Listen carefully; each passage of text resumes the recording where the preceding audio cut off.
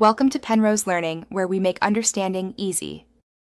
You start by protecting data and getting into a repair environment. First, disconnect non-essential USB drives and backup documents to a USB stick or network share. Next, reboot and press F8 to enter safe mode.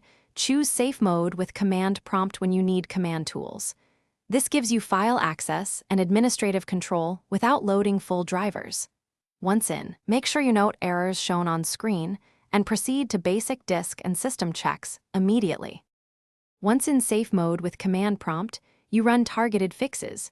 Type chkdsk/f/r and allow the full pass to complete to repair file system errors and recover readable data. Then run sfc/scanno to validate system files. If the tool asks for source files, try local component stores such as \windows\winsks or access a network image. After that, open msconfig to disable suspect startup items and use bootcug/rebuild to repair boot records if Windows won't start. These steps correct common corruptions without installation media. Now you finalize repairs by rebooting into normal Windows and verifying functionality. Start networking, test applications, and re-enable services one at a time to isolate issues. If Windows still misbehaves, use System Restore from safe mode to roll back to a stable restore point.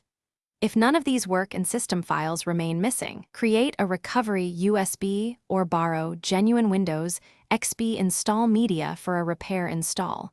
This is a last resort.